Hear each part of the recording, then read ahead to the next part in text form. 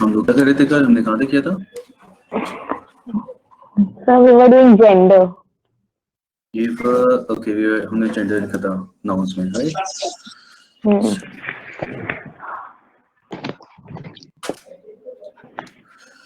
Okay,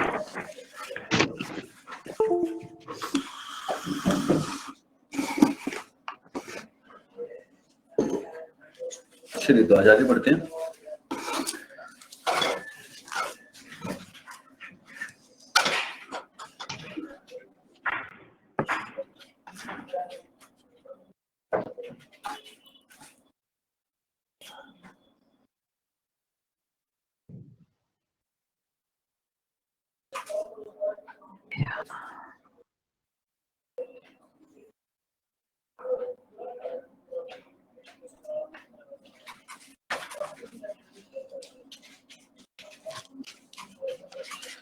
एक चीज देखते हैं, using proper noun as common noun. अच्छा, कल हमने कलेक्टिव नाउन को भी समझाया था ना कि उसे हम सिंगुलर न्यूट्रल जेंडर लेते हैं। Yes, sir. Okay, using proper noun as common noun, क्या मतलब इसका?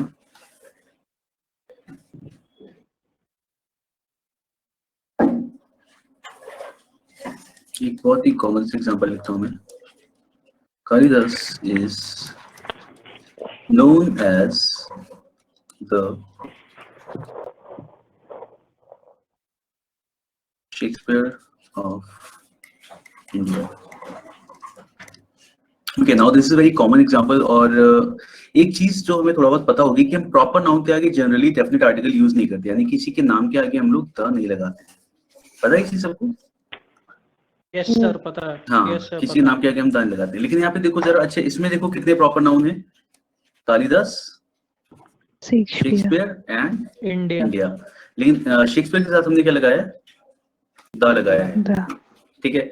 तो ऐसा क्यों किया हमने? क्योंकि यहाँ पे हम क्या कर रहे हैं, तो when we use proper noun as common noun, नहीं पर्टिकुलर फेमस पर्सनालिटी की वजह से नहीं होता ऐसा, बिल्कुल भी नहीं है ऐसा। हम किसी फेमस पर्सनालिटी के साथ नाम नहीं लगाते हैं सर, किसी चीज से डिनोट करते हैं, इसीलिए करते हैं। नहीं, देखो मैं तुम्हें बताता हूँ क्या है नोट करने के। यहाँ पे किसी के नाम के आगे हम द केवल इसलिए नहीं लगा देते क्योंकि वो फेमस है, हम इसलिए लगाते हैं क्योंकि कुछ ना कुछ ग्रामेटिकल रीजन रहा है, ठीक है। एक तो ये रहा कि यहाँ पे हमने कहा कि when we use proper noun as common noun, जब भी इस तरीके का कर रहे होंगे we put definite article, या फिर use लिख सकते हैं, we use definite article the with the proper noun, ठीक है। तो हम डेफिनेट आर्टिकल यूज करते हैं द प्रॉपर नाउन के साथ में। तो यहाँ पे जब आप इस सेंटेंस को जरा सुपर से समझते हैं, जैसे अगर मैं ऐसे लिखता हूँ Kalidas is known as the, या फिर मैं ऐसे लिखता हूँ, चलिए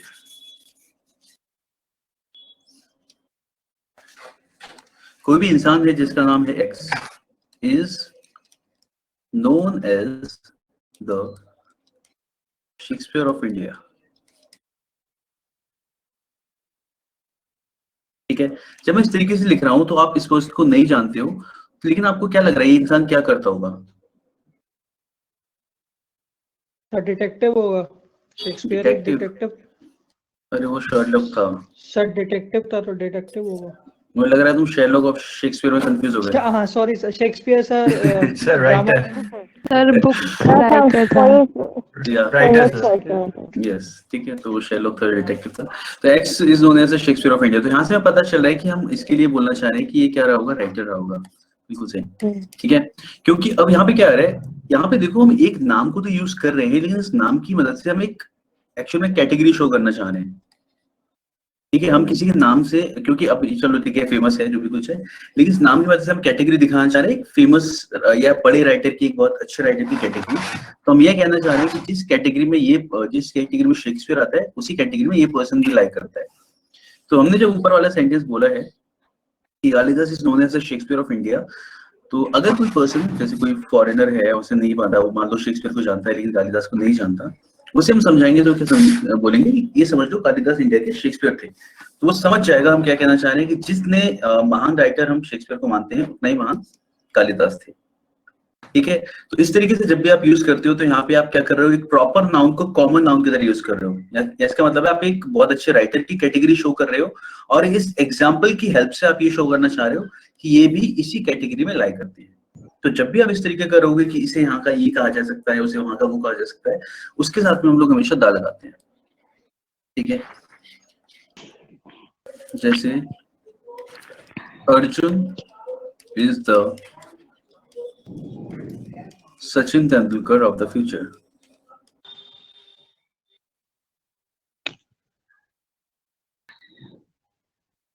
ठीक है, अगर हम ऐसे बोलते हैं Arjun is the Sachin Tendulkar of the future,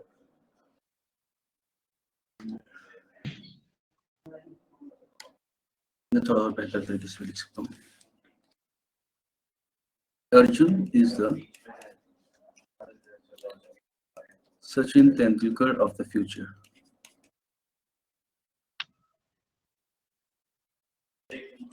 ठीक है, तो आपको याद रखना है जब भी हम इस तरीके का कुछ सेंटेंस बोलने वाले हैं तो उसके साथ में दा लगा लेंगे। किसी जगह के लिए भी यूज किया जा सकता है, जैसे किसी को क्या बोलते हैं, किसी फेमस जगह के लिए इंडिया की,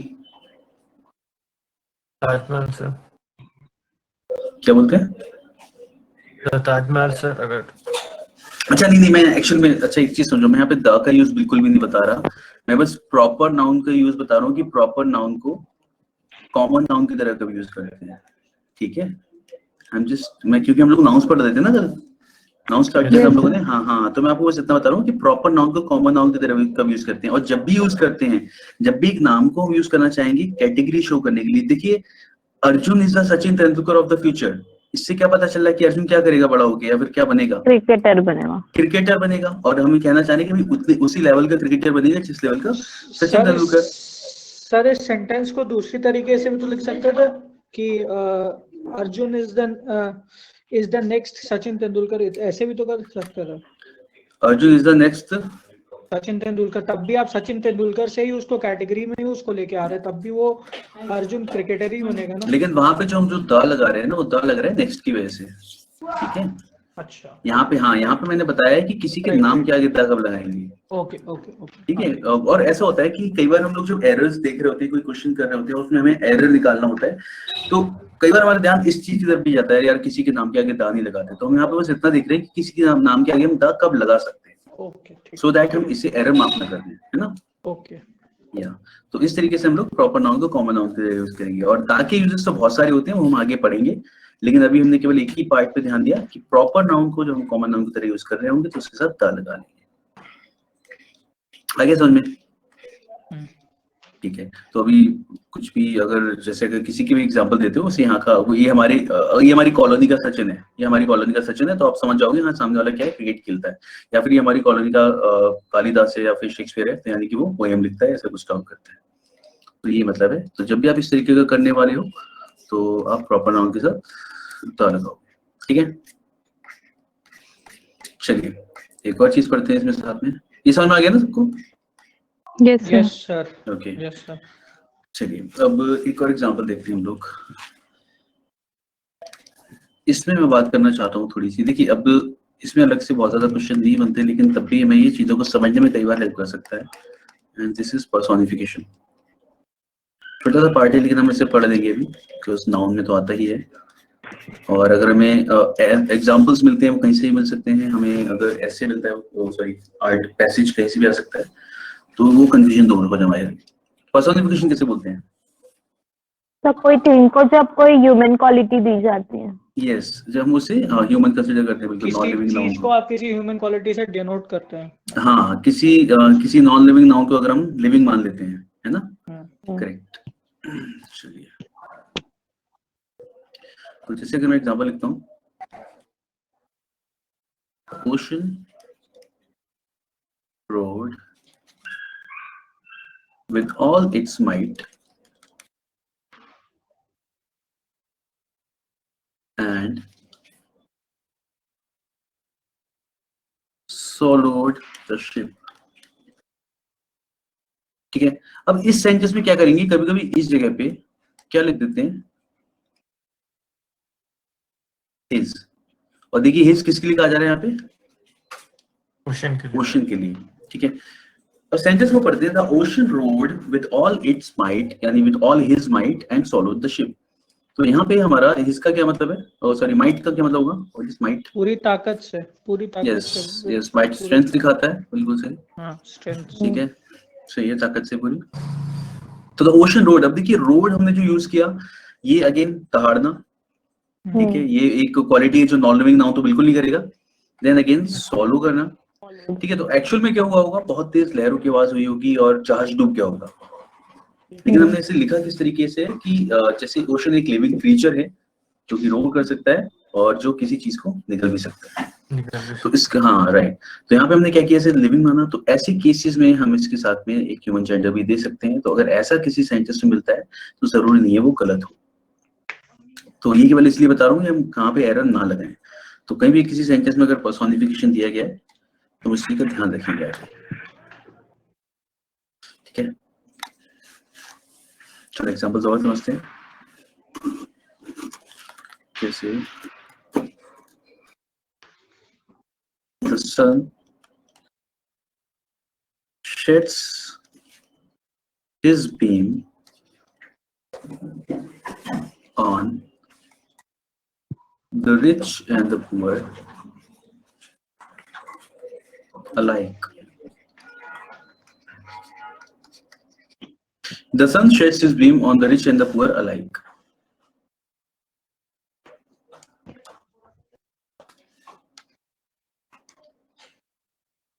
ठीक है, क्या मतलब होगा इसका, Gives his rays. शाइन्स, जो यानी अपनी वो पूरी, हाँ ये बिल्कुल, नहीं अपनी देखते कि रोशनी, रिचा की पुअर है। हाँ। Yes sir. तो इसमें ऐसा लग रहा है कि सन बहुत ही ज्यादा बढ़िया इंसान है जो इस तरीके का काम करता है, तो अपनी सारी रोशनी, सन शेड्स हिज बीम, वो अपनी रोशनी गरीब और अमीर को बराबर देता है, ठीक है। इसलिए हमने यहाँ पे क्या यूज किया, हिज यूज कर लिया, चल जाएगा यहाँ पे। अगर हम ऐसा कुछ बोलते ना, कुछ टेक्निकली बोल रहे होते कि the surface of the sun is very hot because there is nuclear fission taking place on its surface, तो हम सन के लिए इट ही यूज करते हैं, ओके। लेकिन ऐसी केसेस में जहाँ पे आप उसे लिविंग मान रहे हो या फिर उसे सही से कंसीडर कर रहे हो, तो उसके साथ आप क्या यूज कर सकते हो, हिज यूज कर सकते हो, हाँ। हाँ, तो ये तो बेसिकली ये बस इसके लिए कि अगर किसी सेंटेंस में यूज ऐसे किया जाए तो हम डिफरेंशिएट कर पाए कि हाँ अगर हिज यूज किया गया है तो ये गलत नहीं है, सही है। सर इसमें लिविंग की तरह कहाँ यूज कर रहे हैं? इसमें देखो ऐसा है ना कि जहाँ पे हम लोग ऐसे लिख रहे हैं ना, the sun sheds his beam, सूर्य अपनी रोशनी देता है, यानी ये एक्शन वो कर रहा है, और गरीब और अमीर को बराबर। वैसे देखा है तो सन इज अ स्टार जो बस सोलर सिस्टम के बीच में, और ठीक है भाई, सबको वो जो भी कुछ उसके रास्ते में आएगा उसको रोशनी पड़ेगी, लेकिन यहाँ पे हमने उसे ऐसे कंसीडर किया ना कि वो खुद रोशनी दे रहा है सबको बराबर, ओके ठीक सर। है। This is the point. Without discrimination. हाँ, विदाउट एनी डिस्क्रिमिनेशन, करेक्ट। वो सोच रहा है जैसे कि हाँ मेरे को अच्छा काम करना है, सबको बराबर रोशनी देनी है, इसलिए। Now the question is how do we decide कि मैस्कुलिन है फेमिनिन। एक छोटा सा पॉइंट है, इसे भी हम बात कर लेते हैं इसके कि कैसे डिसाइड किया जाता है।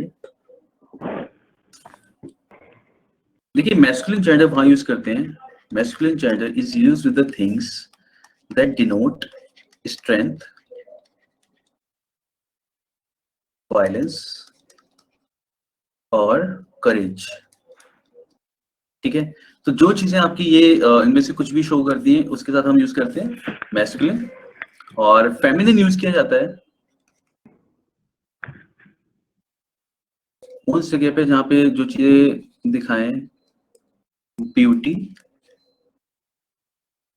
जेंटलनेस और ग्रेसफुलनेस, ठीक है। तो जो भी चीज आपके नॉन लिविंग में अगर है तो वो ब्यूटी, जेंटलनेस, ग्रेसफुलनेस शो कर रही है, उसके साथ हम फेमिनिन जेंडर यूज करते हैं, एंड मैस्कुलिन यूज करते हैं जहाँ पे कोई भी चीज स्ट्रेंथ वाले से करेज शो कर रहा है। अब जैसे हमने ओशन वाला एग्जांपल दिखा है, सन वाला दिखा, ये दोनों ही क्या है, स्ट्रेंथ या वायलेंस, जैसे वो रोल कर रहा था, वायलेंस शो कर रहा था, ठीक है। अब बताइए अगर हम मून के साथ यूज करेंगे तो मून के साथ क्या आएगा, मैस्कुलिन या feminine?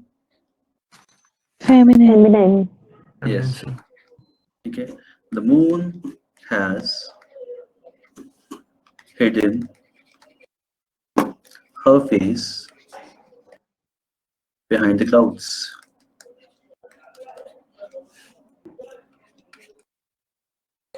The moon has it in her face behind the clouds. यहाँ पे हमने her यूज किया, ठीक है। कई बार हमें इसे पढ़ते समय चंदा मामा दिमाग में आता है, बट राइट, लेकिन कई बार ये बस यही है कि हमारे कल्चर डिफरेंस हो गया हिंदी और इंग्लिश का, तो भाषा बदल गई तो इतनी सारी चीजें बदलेंगी। तो यहाँ पे हम इस वाली क्वालिटीज के अकॉर्डिंग हम क्या लगाते हैं, हर लगाते हैं। अब जैसे पता है कई बार मौसम की भी अगर हम बात कर रहे होते हैं तो स्प्रिंग हमारा जो वसंत के लिए बोलते हैं ना हम लोग, अच्छे मौसम के लिए जो फूलों वाला होता है, उसके साथ हम लोग क्या लगाते हैं, हाँ यस, इसके हम फेमिनिन मानते हैं, ऐसे बोलते हैं spring brings Joy and happiness with herself, ठीक है, ऐसे बोल दिया जाता है। Spring brings Joy and happiness with herself, ठीक है। और विंटर को मैस्कुलिन माना जाता है, ऐसा है। आई डोंट नो, सेंटेंस में कुछ भी यूज कर लिया जाएगा, कहीं यूज किया गया बाई चांस, वैसे मैस्कुलिन यूज करेंगे, ठीक है। तो इतना ही है इस वाली चीज में, आई गेस सबको क्लियर होगा, क्योंकि बहुत ज्यादा यूज इसका मिलता नहीं है हमें, लेकिन हाँ अगर इन केस कहीं पे भी आता है तो we can differentiate between the genders. अगर वहाँ पे ऐसा कुछ लिखा गया है तो हम समझ पाए कि क्यों दिया है ऐसा। क्लियर है सबके लिए? Yes sir. चलिए कूल, आगे बढ़ते हैं।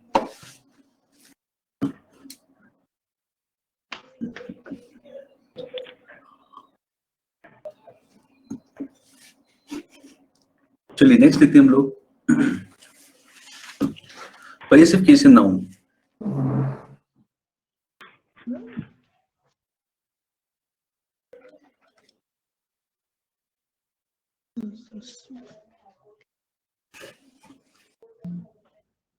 क्या मतलब होता है पजेसिव का या पोजीशन का?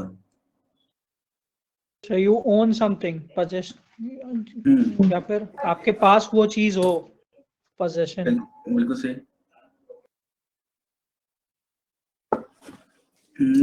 अगर हम उनकी बात करते हैं जो हमारी हॉरर मूवीज होती हैं, उसमें पोजीशन किसके लिए यूज करते हैं? तो अगर किसी चीज को वो कंट्रोल कर ले पूरा सा, या एक्चुअली हमारे यहाँ जो बोलते हैं शरीर में भूत यूज किया, आत्मा, ठीक है, तो वो कहता है पोजीशन। तो बेसिकली कॉन्सेप्ट वही है, पोजीशन का मतलब यू ओन समथिंग। तो वहाँ पे वो आत्मा या जो भी कुछ स्पिरिट होती है वो क्या कर रही थी, ओनरशिप दिखा रही थी बॉडी को, this is my body now, okay.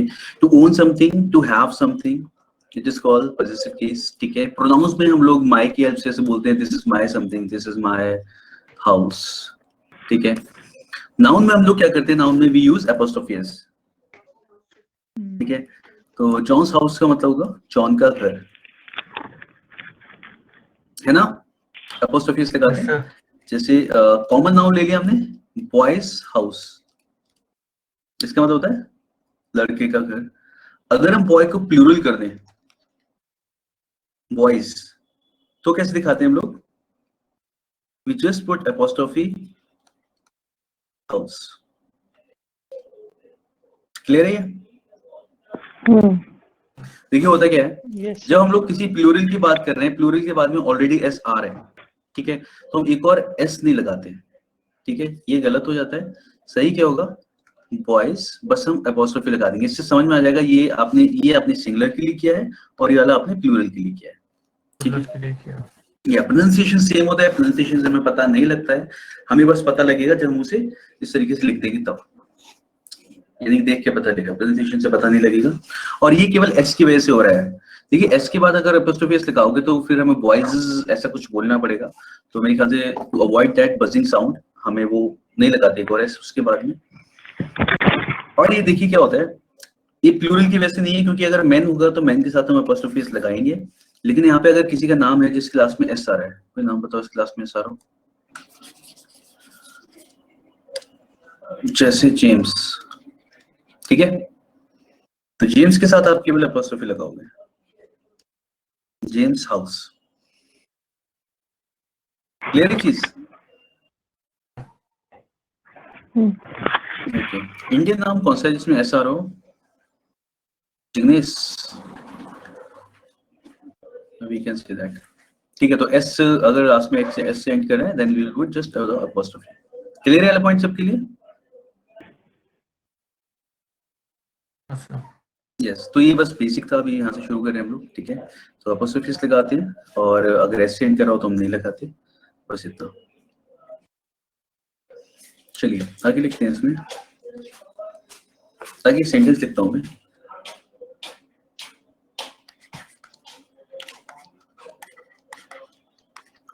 table's legs were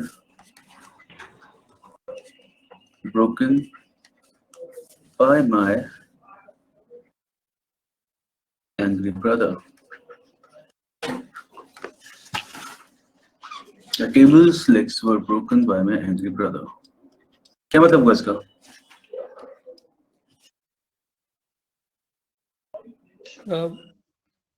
tables के लेग्स गुस्से में किसी ने तोड़ दी और क्या? हाँ, किसी ने नहीं, इसके भाई ने। उसके भाई ने सर। भाई ने तोड़ दी। ठीक है, अब देखो क्या है, अब सेंटेंस हमारी समझ में आ जाता है ऐसा वाला, ठीक है, लेकिन द थिंग इज यहाँ पे एक रूल आता है कि we do not use apostrophe s with non living nouns. We ऐसे लिखेंगे हम लोग generally, we do not use apostrophe s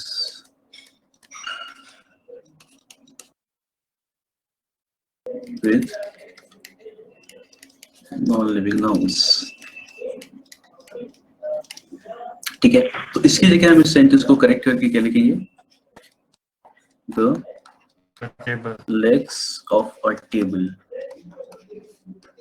were broken by my angry brother। देखो बहुत सारी जगह पे हम लोग नॉन लिविंग के साथ यूज भी करते हैं, वो मैं बताऊंगा आपको कि कब करेंगे, लेकिन जनरली इस तरीके के ऑब्जेक्ट्स के साथ में हम लोग नहीं करेंगे, ठीक है? ऐसे तो इसको हम लोग करेक्ट करके इस तरीके से लिखेंगे हमेशा। तो टेबल्स लेग्स की जगह सही से लिखा जाएगा the legs of a table were broken by my angry brother.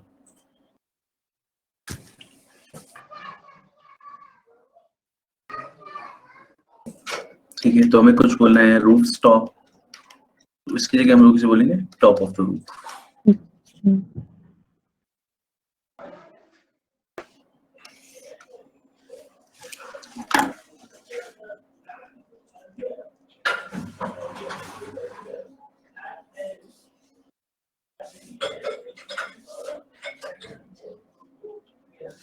No Pratibha, हम यहाँ पे द टेबल नहीं लिख सकते, हमने बस क्योंकि हमने सेंटेंस में ऐसे लिखा है ना कि किसी भी टेबल, मतलब एक टेबल के पैर, तो जब भी हम ऐसे बोल, हेलो सर इसमें लेग्स यूज किया है, हाँ तो सर उसके मतलब कि चारों लेग्स। हाँ हो सकता है, वो एक से ज्यादा थोड़ा होगा तो फिर इसलिए लिखा होगा। हाँ सर यही पूछ रही थी। और हाँ, एक होगा तो हम लेग लिखेंगे ना? हाँ तो होगा तो अ लेग लिखा, ऐसे लिखा होता अ लेग, अगर एक ही थोड़ा होता तो अ लेग लिखा होता। Okay sir. ठीक है, हाँ तो ऐसे हो जाता, तो अ लेग हो जाता, लेकिन क्योंकि ज्यादा है तो फिर उसके बाद होगा। और दूसरी चीज ये है कि हमने यहाँ पे द क्यों यूज किया, मतलब यहाँ पे तो द लिखा जाएगा, लेकिन यहाँ पे द नहीं लगा सकते थे हम लोग, क्योंकि यहाँ पे पता है हमें लेग्स किसके हैं, इस टेबल के। और टेबल कौन सी, टेबल कोई भी है, एक टेबल के लेग्स ऐसे बोला हमने, ठीक है? तो उसके साथ हमने बस लिखा the legs of a table.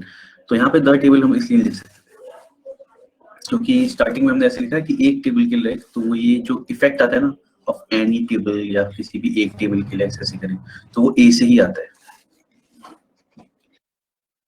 चलिए क्लियर हुआ ये चीज। तो जनरली हम लोग नॉन लिविंग के साथ अलाउ नहीं करेंगे, हटा देते हैं इसे। कब कर लेते हैं? In the case of personification, in the case of personification, एक तो पर्सोनिफिकेशन का केस होता है तब यूज कर लेते हैं। In the case of personification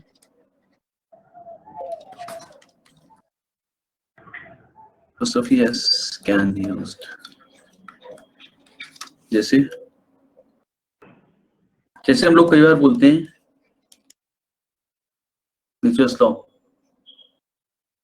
बोलते हैं ना इस तरीके से, यस फॉर्च्यून्स फेवरेट।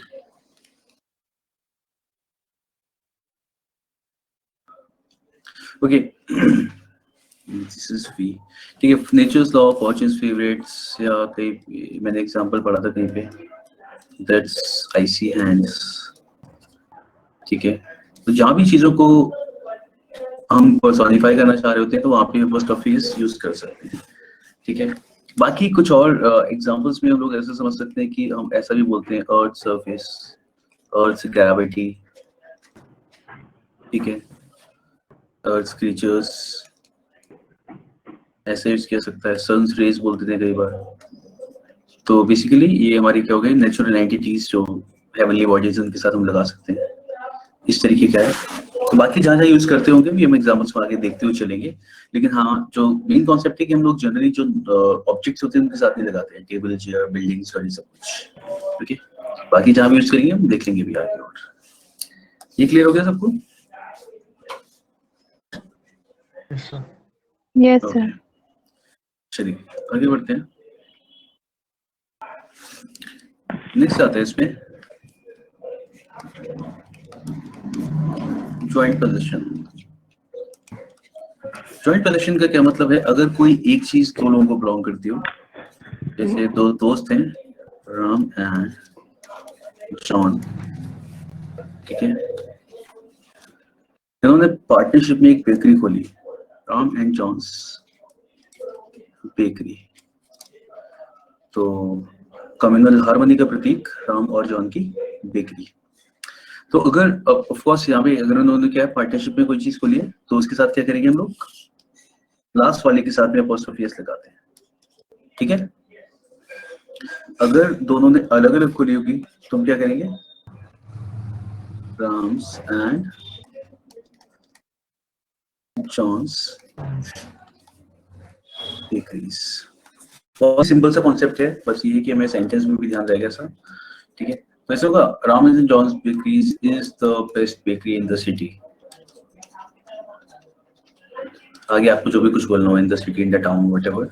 और यहाँ पे क्या हो जाएगा, वो प्लूरल आ जाएगा, क्योंकि हमने दो चीजों की बात करी है, दो लोगों की अलग अलग हो गई, तो यहाँ पे आ रहेगा, are the best bakeries in the city. Dot dot dot. Clear है ये चीज, ज्वाइंट पोजीशन?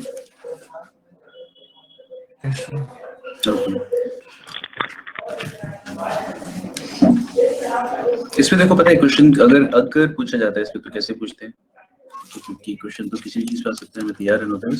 जैसे आई went to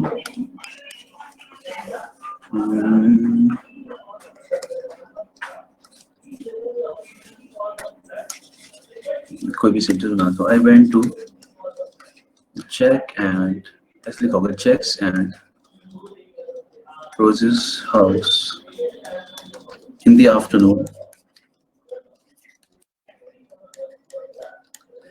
but found the couple absent। ठीक है, मैं जैक और रोज के घर पे दोपहर में गया था, लेकिन मुझे वो वहां मिली नहीं। ठीक है, इस तरीके से नो एरर लिखा होगा, तो हमें पता होगा क्या एरर होगा यहाँ पे।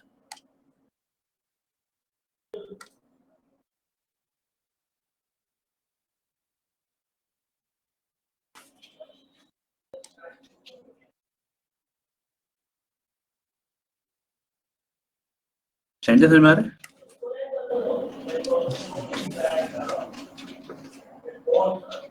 यस क्या हो जाएगा?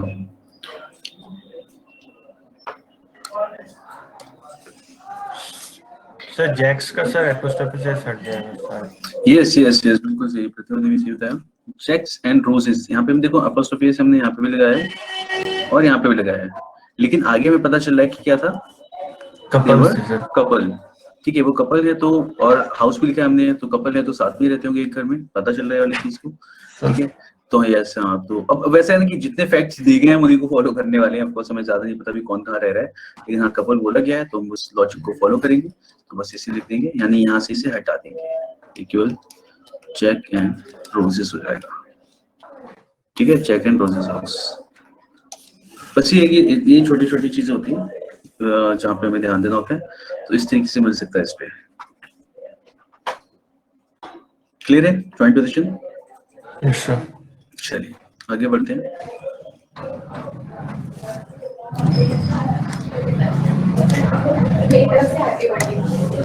नेक्स्ट लिखते हैं, do not use apostrophe s with to, एक बार माइक ऑफ कर लेना, बहुत ज्यादा नहीं, with two consecutive nouns। ठीक है, 2 consecutive nouns पे apostrophe s हम कभी नहीं लगाते। क्या मतलब है इसका कि हम लोग nouns नहीं लिखते हम कभी भी, इस तरीके से सेंटेंस नहीं बनेगा। यानी 2 लगातार वर्ड्स पे हम लोग apostrophe s लगाते हैं। हम ऐसा नहीं बोल सकते राम्स ब्रदर्स करियर। ठीक है, राम्स ब्रदर्स करियर नहीं बोला सकता। क्या बोला जाएगा? तुम क्या करेंगे, देखो अच्छा यहाँ पे सेंटेंस तुम्हें समझ में आता है, राम्स ब्रदर्स करियर, तो इससे सही तरीके से बोला जाएगा एक एपिस्ट्रोफी हटा के, हाँ, the career of Ram's brother. Correct. हम क्या करते हैं, एक एपिस्ट्रोफी को हटा के और उसकी जगह ऑफ लगा के लिखते हैं। और द रीजन बीइंग, देखो क्या होता है यार, हम लोग किसी चीज के साथ जब एपिस्ट्रोफी लगाते हैं ना, तो अगला वर्ड हमें नाउन चाहिए होता है, ना कि नाउन का एपिस्ट्रोफी। होता है ऐसा है कि जब आप एपिस्ट्रोफी लगा रहे हो तो इसका मतलब एक पॉजिटिव केस हो गया, जैसे हम लोग बोलते हैं माय हाउस। ठीक है, तो इसके बाद अगला वर्ड में नाउन चाहिए होता है, नाउन का एपिस्ट्रोफी नहीं हो सकता। इसी वजह से हम ऐसा करते हैं कि हम एक ही के साथ लगाते हैं, डबल के साथ नहीं लगा सकते। करियर ऑफ राम्स ब्रदर, यानी अगर कोई सेंटेंस इस तरीके से हो कि his wife's secretary's mother is ill।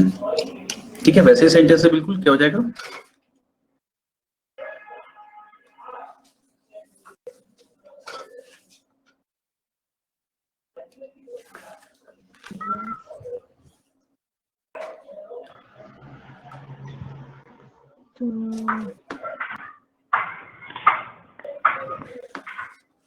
The mother of my secretary's wife is नहीं, the mother, हाँ जनरली हम लोग रिलेशन के साथ हाँ नहीं लगाएंगे, तो मदर ये सही है, mother of his wife secretary, wife's secretary।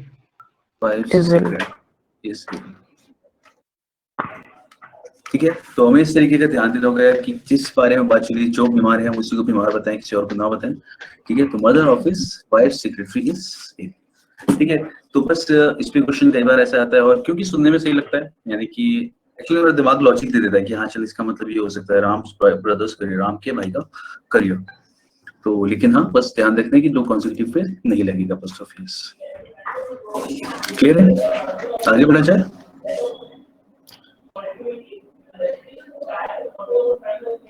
चलिए तो आगे बढ़ते हैं।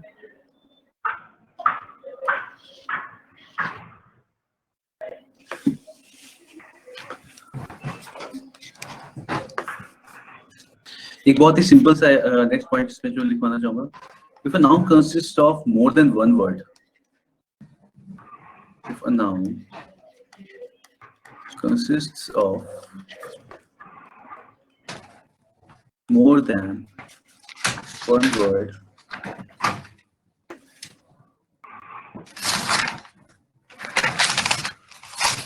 we put apostrophe s on the last word। हर एक नाउन में एक से ज्यादा वर्ड्स का यूज किया जा रहा है, तो हम apostrophe s लास्ट वर्ड पे लगाते हैं।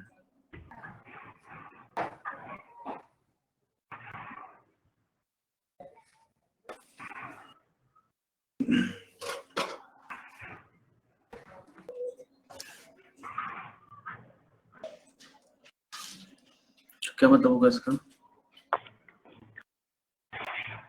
so like the old man, तो old और man दोनों नाउन है, तो we'll put apostrophe s on man।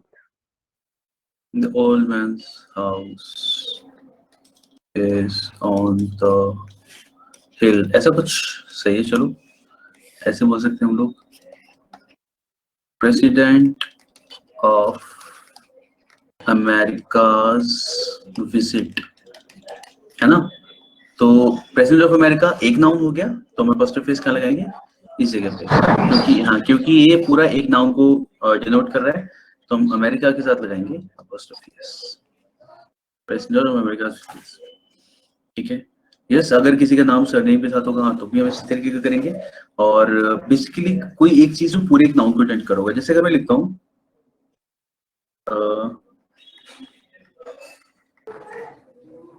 Narendra Modi, the PM of India's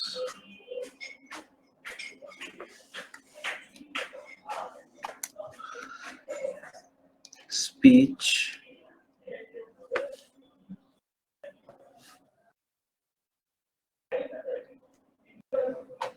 क्या बताया जाए? Narendra Modi the prime minister of India speech was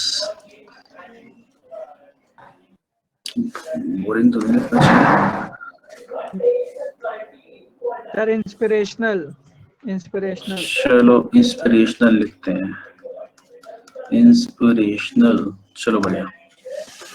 yes, टॉपोस्ट्रोफी हम कहाँ लगाएंगे यहाँ पे? इंडियाज, है ना, बिल्कुल सही। इंडियाज। क्योंकि Narendra Modi the PM of India's, अब यहाँ पे पता चल रहा है कि उनकी स्पीच की बात चल रही है और ये पूरे इतने सारे वर्ड्स एक ही पर्सन को डिनोट कर रहे हैं, तो अपॉस्ट्रोफी एस आ जाएगा इंडियाज पे। तो यहाँ पे लगाएंगे हम लोग अपॉस्ट्रोफी एस। यस, ठीक है। तो इस तरीके से ये मतलब था इसका कि अगर एक से ज्यादा वर्ड्स हो एक नाउन के अंदर, तो हम जो है लास्ट वर्ड पे लगाते हैं अपॉस्ट्रोफी एस। ठीक है। Narendra Modi the prime minister of India speech was inspirational.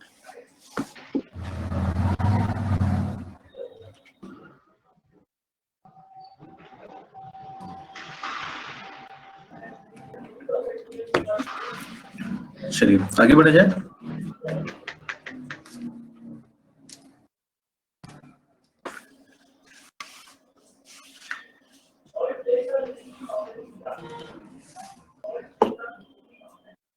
कोई सवाल है यहाँ पे? आगे बढ़े। नेक्स्ट आता है, अगर सेंटेंस का स्ट्रक्चर कुछ इस तरीके का हो, a noun of noun, ठीक है, तो इस पे क्या लगेगा? apostrophe s लगेगा हमेशा। तो इसलिए लिखता हूँ a noun of noun जैसा स्ट्रक्चर जब भी होगा हमारे किसी सेंटेंस का, तो यहाँ पे क्या लगेगा? apostrophe s लगेगा। जैसे he is a friend of my brother, ठीक है। तो यहाँ पे कंप्लीट लग रहा होता है, लेकिन आपको ध्यान देना है a noun of my nouns, ठीक है। he is a friend of my brothers, समझ में आ गया? तो ये इस केस में होगा जहाँ पे आपको a नाउन ऑफ नाउन जब भी लिखेगा, तो हम क्या करेंगे? लास्ट वाले नाउन के साथ भी अपॉस्ट्रोफी एस लगाएंगे हमेशा। लेकिन अगर यहाँ पे कुछ और होगा तो नहीं करेंगे। यहाँ पे अगर ए लिखा होगा तब हम करेंगे ऐसा।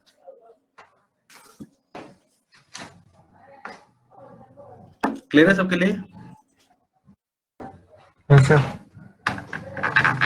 अब यहाँ पे एक एक्सेप्शन आता है, हम उसको डिस्कस करेंगे। यस, बिल्कुल केस, बिल्कुल सही। जब हम लोग इस तरीके से बोल रहे हैं प्रतिभा की he is a friend of mine, तो यहाँ पे हम लोग जो यूज कर रहे हैं ना माय माइंड, ये ऑलरेडी हमारे क्या है? पैसिव केस में ही है, ठीक है। और ये प्रोनाउन है, ये नाउन नहीं है, और प्रोनाउन के साथ हम लोग नहीं लगाते, तो ये पैसिव प्रोनाउन है, और तो ये ऑलरेडी करेक्ट है, ठीक है। He is a friend of mine. तो ऐसा क्या होगा? ये जो ये बन गया ना माय ब्रदर, ये नाउन है एक्चुअली। नाउन के साथ हम लोग अपॉस्ट्रोफी एस लगाते हैं, और प्रोनाउन क्या होता है? प्रोनाउन के तो केसेस होते हैं। तो माइन जो है, जो हम माइन लिखते हैं, ठीक है, माइन हमारा क्या होता है? पॉजिटिव प्रोनाउन होता है। सर इसको ये भी लिख सकते थे ना, लिख सकते हैं क्या? He is my brother's friend. He is my brother's friend. हाँ, he is my brother's friend. अच्छा, मैं अच्छा अब चलो अगर ये सवाल पूछा गया तो थोड़ा सा एक और चीज बात करते हैं। ही इज माय ब्रदर्स फ्रेंड, बिल्कुल बोल सकते हैं ऐसा, कोई दिक्कत नहीं इसमें, सही है। लेकिन दोनों में डिफरेंस क्या है? There is a difference. हमारे बोलने के तरीके में डिफरेंस है यहाँ पे। हमारा जो हम बोलेंगे और जो सामने वाले की समझ में आ रहा है उसमें डिफरेंस है। जब हम ऐसे बोलते हैं ना कि he is a friend of my brother, तो उसका मतलब होता है कि वो मेरे भाई का एक दोस्त है, मेरे भाई का एक दोस्त है, मेरे भाई का एक दोस्त है। इससे आइडिया लगता है कि हम उसके भाई के और भी दोस्त हैं, उनमें से एक है। He is a friend of my brothers, ठीक है, मेरे भाई का एक दोस्त है वो। ही इज माय ब्रदर्स फ्रेंड, वो मेरे भाई का दोस्त है, बस यहाँ पे इतना। यहाँ पे नहीं पता चला उसके भाई के और दोस्त हैं या नहीं है। इस तरीके का आइडिया यहाँ से मिलता है थोड़ा सा, समझ में आया? ठीक है, जब भी आप बोलते हो अ फ्रेंड ऑफ समथिंग, थोड़ा सा इसको बताते हैं इसे।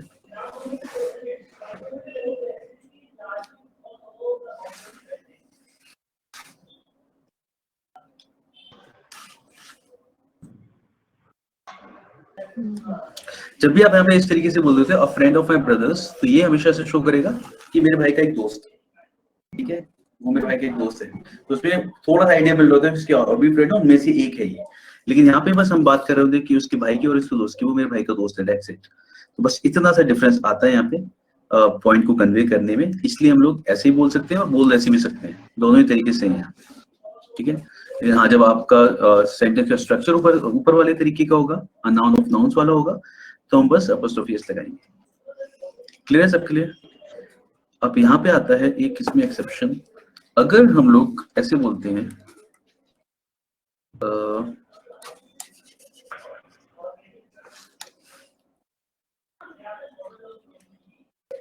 a picture of Mohan and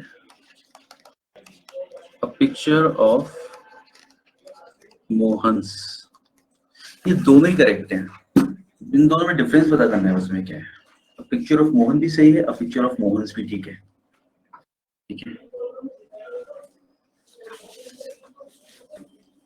और एक और चीज बता दूं साथ में कि जनरली पिक्चर, पेंटिंग, फोटो ऐसी चीज में सही होगा और कहीं नहीं, मतलब इसका एक्सेप्शन इसी कैटेगरी में आता है कि आप पिक्चर हो, पेंटिंग हो, ऐसे ही स्केच हो, ऐसा कुछ हो।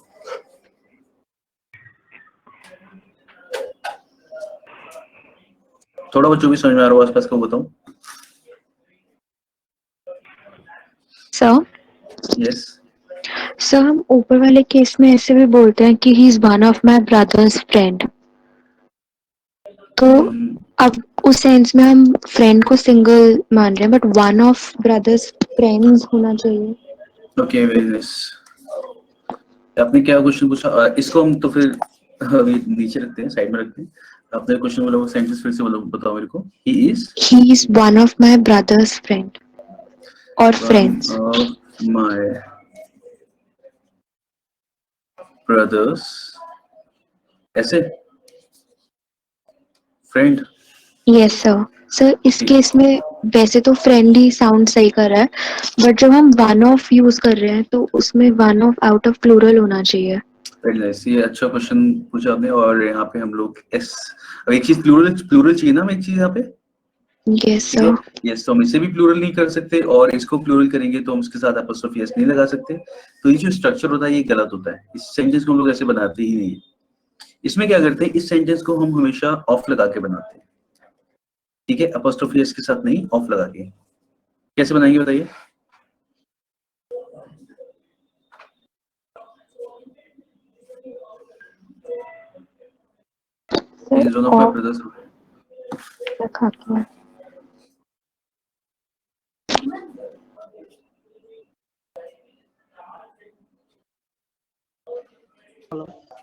Yes.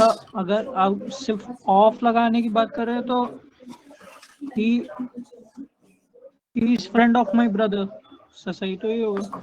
He is friend of my brother, a friend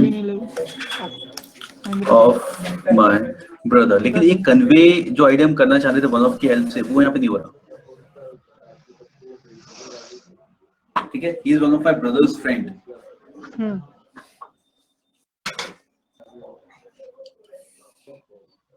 देखिए, वन ऑफ के साथ वो मेरे भाई का एक दोस्त है, ये बोलना चाह रहे हैं। He is one of the friends of my brother।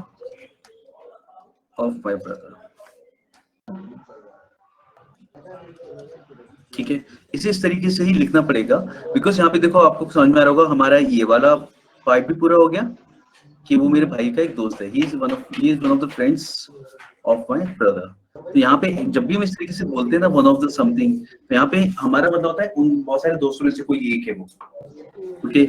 और ये अलग गलत इसलिए होता है क्योंकि एक रूल होता है हमारा कि हम वन ऑफ द जब भी लगाते हैं, इसके साथ जो भी नाउन आता है, that noun should always be plural. ठीक है, Yes. Noun should be plural, लेकिन नाउन प्लूरल होना चाहिए ना कि नाउन का पॉसेसिव केस हो, ठीक है। तो इसलिए ये साउंड अच्छा करता है वन ऑफ माय ब्रदर्स, लेकिन ये गलत हो जाता है इसीलिए।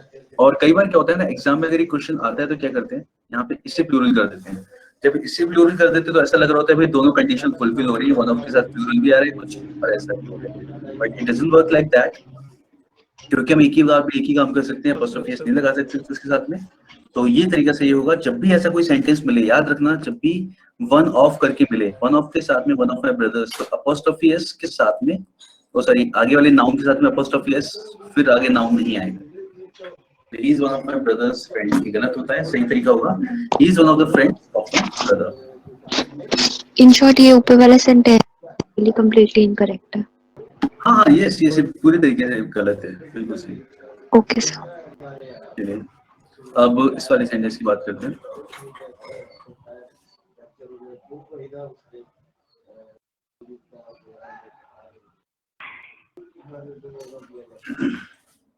A picture of Mohan and a picture of Mohans।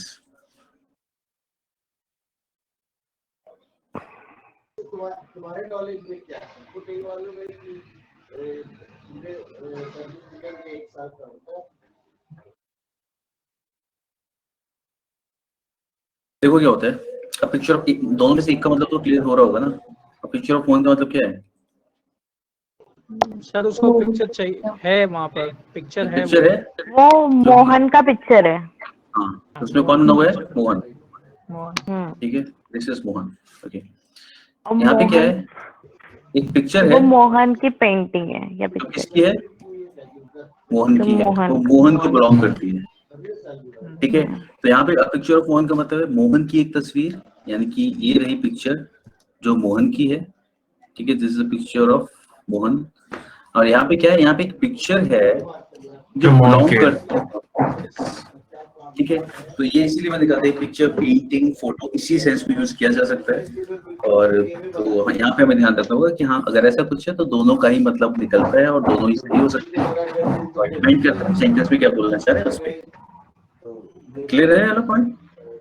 Sir चलिए, नाइस, आगे बढ़ते हैं। कुछ लिखता हूँ मैं। Just prove that I met the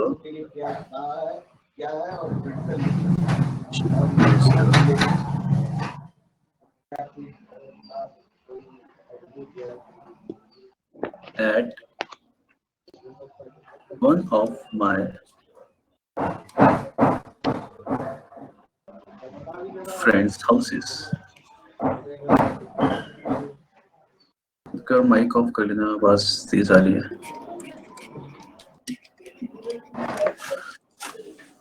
चलिए, it is true that I met the chief minister at one of my friends houses. ये उसी तरीके का क्वेश्चन है जैसे हमने भी किया था।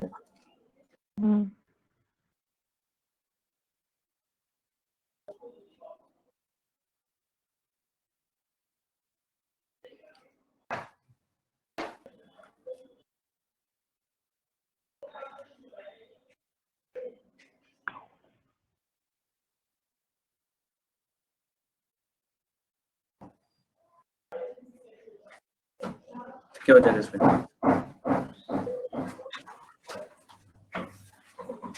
It is true that I met the chief minister at one of my friends' houses।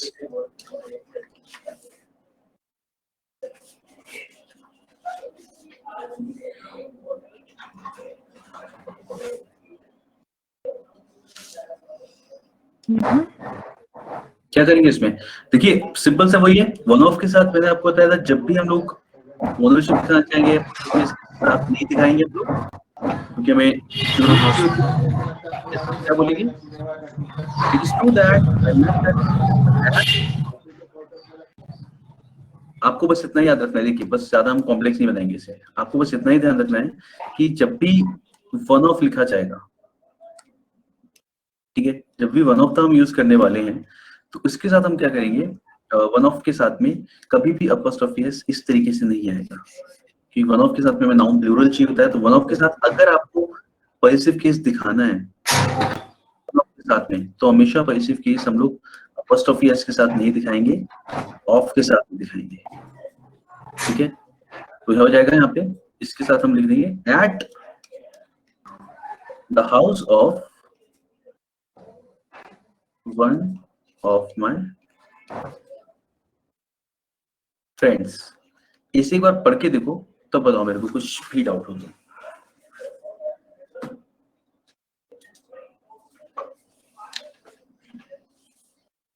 It is true that I met the chief minister at the house of one of my friends. तो actual में जो structure बनना चाहिए one of के साथ में वो ये बनना चाहिए, ठीक है। वन ऑफ के साथ में जो नाउन आना चाहिए वो आपका प्लूरल आना चाहिए, ना कि एपोस्ट्रोफी ऐसा है उसमें। तो हमने यहाँ पे क्या किया, इस स्ट्रक्चर में हमने ये वाला काम भी कर दिया वन ऑफ माय फ्रेंड्स का, साथ ही साथ जो उसके घर की बात करना चाह रहे थे कि उसके घर पे, वो भी हमने बात बोल दी, the house of one of my friends.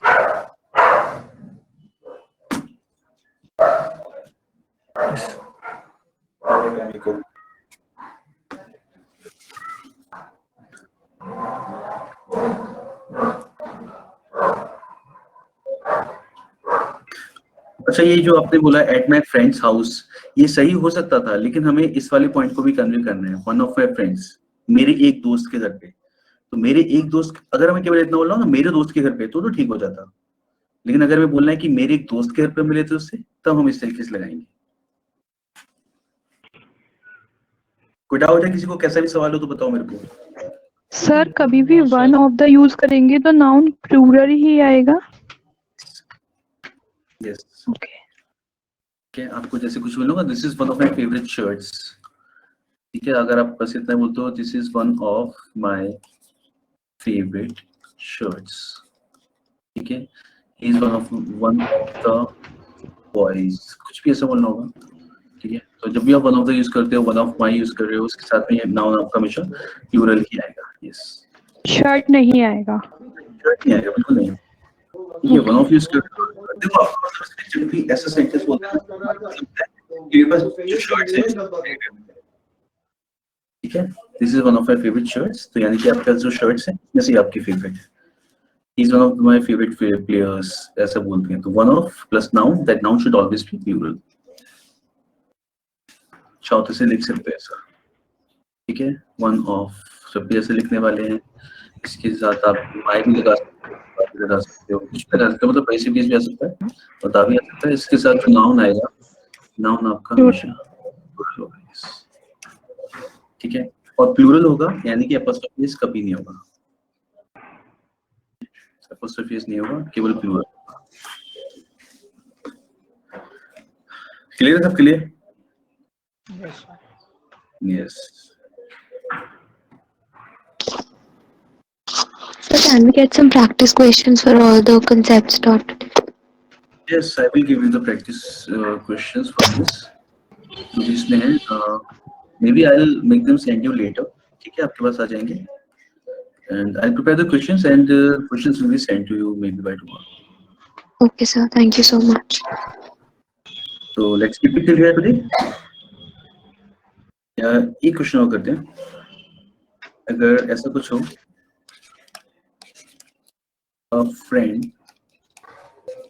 of my wife came to me yesterday and asked me for some money. Okay, कुछ इस तरीके से लिखा हुआ है अगर क्वेश्चन, लास्ट में नो एरर भी है, अगर लगे कि एरर नहीं है।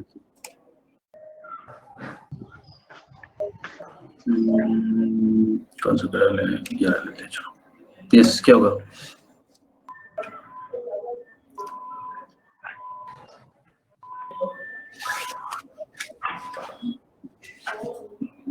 A friend of my wife came to me yesterday and asked me for some money.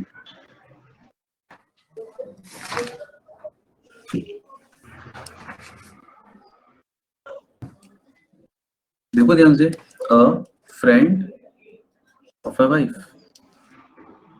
क्या हो जाएगा?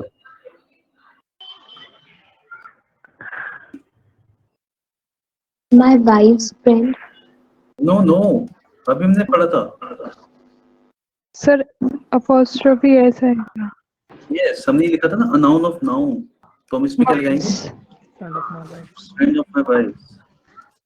ठीक है, ये वैसे जैसे हमने लिखा था a friend of my brothers, he is a friend of my brothers, A friend of my wife. ये लिखा था, वैसे ही हम इसे ऐसे लिखेंगे फ्रेंड ऑफ माय वाइफ, यहाँ पे आ जाएगा इस वाले में। क्लियर है? Yes, sir. चलिए कोई बात नहीं, तो अभी जब इस पे क्वेश्चंस और देखेंगे तो हमें सही से एप्लीकेशन समझ में आएगा कि हमने जो रूल्स अभी पढ़े उनको अप्लाई कहाँ पे करना है और किस तरीके से करना है। ठीक है, तो आप लोग साथ में नोट करते हो जो हम लोग कर रहे होते? Yes sir. तो फिर आप इसे एक बार देख लेना और हम लोग क्वेश्चंस करेंगे नेक्स्ट वीक। तो हम जितने भी रूल्स हमने लिखे हैं और थोड़े बहुत कुछ और एक दो चीजें हम और देखेंगे, तो उसके साथ में हम उसका एप्लीकेशन में देखते चलेंगे कि एक्चुअल में कैसे क्वेश्चंस आते हैं उसके ऊपर, राइट? चलिए फिर हम लोग मिलते हैं नेक्स्ट क्लास में। कोई क्वेश्चन है अभी? No, sir. Yes, sir. चलिए तो फिर मिलते हैं और तो हम लोग इसके प्रैक्टिस क्वेश्चंस भी करेंगे साथ में। ठीक है, That's all. Thank you guys.